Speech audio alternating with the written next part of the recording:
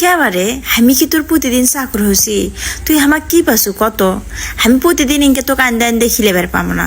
তোর ইচ্ছা হলে তুই আন্দা আন্দা খায়া যা। আর কি কেউ স্কুল করে না? তুই একলা স্কুল করিস? হাই রে কি হয়ে গেছু বারে।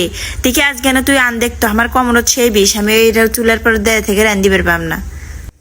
সো হ্যালো এভরিওয়ান, এটা ছিল আমার মায়ের বক্তব্য। আমার মা এরকম করে সকালে উঠে বক্তব্য দিয়েছিল আমাকে যে আমি আজকে রান্না করতে পারবো না। তো যাই হোক, আমি মাকে বসিয়ে রেখে আমি বললাম ঠিক আছে আমি আজকে রান্না করব। তো যেই কথা সেই কাজ, আমি রান্না করতে চলে গেলাম। তারপরে আজকে আমি রান্না করছিলাম লাউ চিংড়ি। তো আমি চিংড়ি মাছটা এইভাবে সুন্দর করে আগে ভেজে নিয়েছিলাম লাল লাল করে।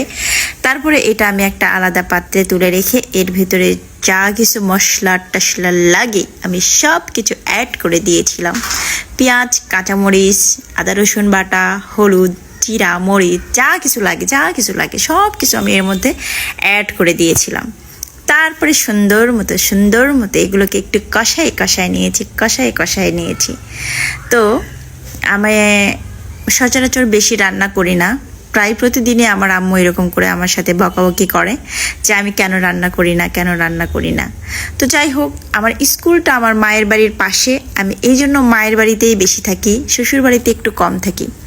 আর আমার আম্মু প্রতিদিন আমাকে এইভাবে রান্না করে খাওয়ায়।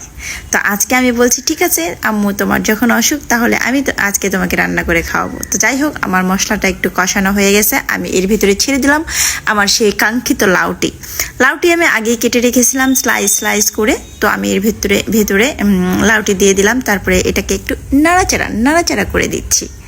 এই যে এইভাবে নাড়াচাড়া করে দেবেন। তারপরে একটু লাউটা ঢেকে দিয়েছিলাম, ঢেকে দেওয়ার পরে আবারও খুলে একটু নাড়াচাড়া দিয়ে নিলাম। তো যাই হোক, বৃষ্টি হচ্ছে বাইরে, ঝুম বৃষ্টি।